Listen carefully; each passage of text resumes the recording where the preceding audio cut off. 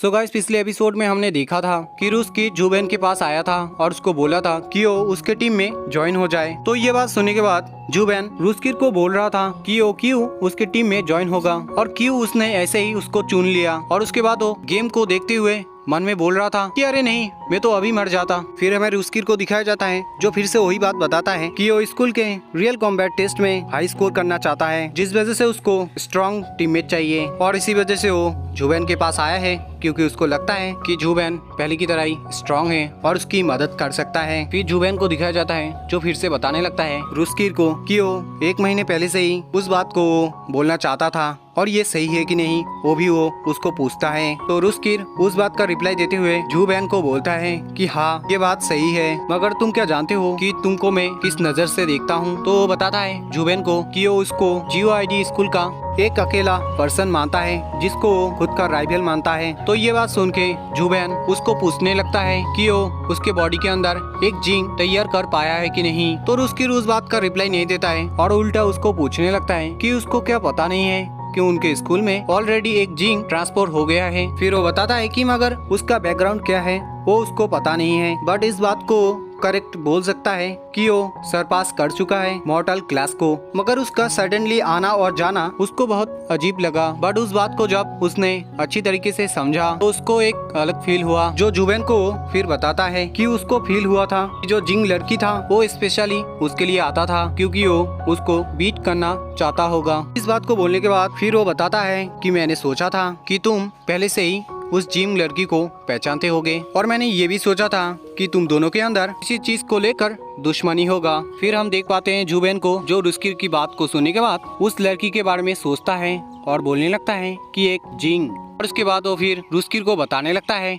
कि तुम जैसा सोच रहे हो वो कभी भी नहीं हो सकता क्योंकि मैं कभी भी उसके साथ नहीं मिला था, इसलिए तुम बताओ कि मेरे साथ उसका कैसे किसी चीज को लेकर दुश्मनी होगा। फिर हमें दिखाया जाता है रुस्किर को जो जुबेन का बात सुन के बोल रहा था कि इसका मतलब है कि मैंने तुम दोनों के बारे में बहुत ज्यादा ही सोच लिया था। फिर रुस्किर बोल रहा था कि मैं यहाँ से जाने वाला हूँ और जाने से पहले मैं तुम्हारे मुँह से इस बात को सुनना चाहता हूँ कि तुम मेरे टीम को ज्वाइन करना चाहोगी कि नहीं। तो चैन रुस्किर का बातों का रिप्लाई देते हुए बोलता है कि तुमने जो मुझे बोला उस बात को लेकर अगर तुम श्योर हो तो मैं तुम्हारी उस बात को मना नहीं कर सकता। तो रुस्किर ये बात सुन के जुबेन को बोलता है कि तो ठीक है, ये एक डील है। फिर वो बोलता है कि तुम्हारे पास आने से पहले मुझे ऑलरेडी 2 मेंबर्स मिल गया था, तो उस हिसाब से अब हम लोग 4 हो चुके हैं, इसलिए हम चारों मिलके रेगुलर ट्रेनिंग करेंगे। अगर हम उस वक्त करेंगे जब हमारा कल्टीवेशन क्लास होगा जो इवनिंग टाइम को होता है। और इस ट्रेनिंग को करते हुए सभी लोगों के बारे में अच्छी तरीके से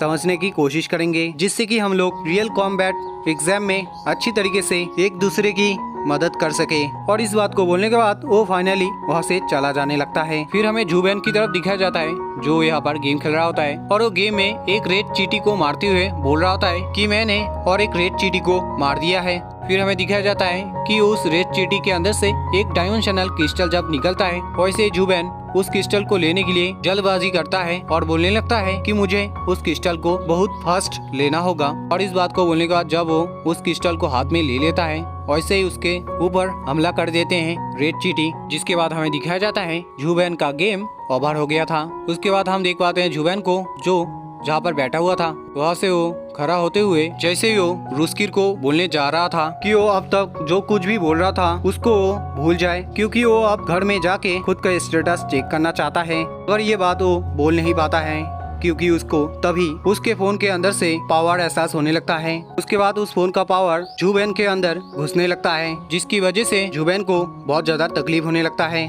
और फिर उसी टाइम वो बोलता है कि ये किस तरीके का क्रिस्टल है जिसकी वजह से उसको इस बार इतना ज्यादा तकलीफ हो रहा है। फिर वो बोलता है कि ये जो पावर उसको मिल रहा है वो हो सकता है उस रेड मिस्टीरियस चींटी का है, क्योंकि उसका कैरेक्टर मरने से पहले उस रेड चींटी का डायमेंशनल क्रिस्टल उठाया था। मगर इसका लेजेंडरी वाइटलिटी स्किल कैसा हो सकता है और उसके साथ उस वाइटलिटी स्किल का पॉइंट कितना होगा। और इस बात को बोलते हुए वो फिर उस चीज को चेक करने के लिए खुद की उंगली से एक बूंद खून निकाल के फोन के स्क्रीन में डाल देता है, जिसके बाद उसको थोड़ा वेट करना पड़ता है। और जैसे ही उसका स्टेटस ओपन होता है वैसे ही वो उसको चेक करने लगता है।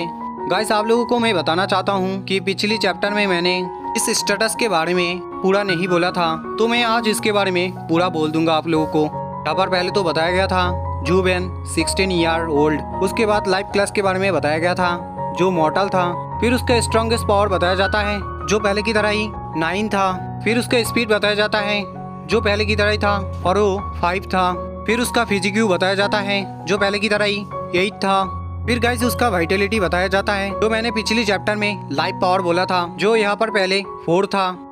वो अब 9 में बदल चुका था, फिर उसका नीचे वाइटलिटी कल्टीवेशन के बारे में बताया गया था जो पहले की तरह ही सफरिंग जोन था, फिर उसका वाइटलिटी स्किल के बारे में बताया जाता है जो पहले नहीं था मगर उसको अब वो मिल चुका था और उसका नाम है डिवाइन माइटी फेस्ट और उसका यहाँ पर रैंक बताया जाता है जो यहाँ पर 7 था, फिर उसका वाइटलिटी पेट के बारे में बताया जाता है जो यहाँ पर कुछ भी नहीं था।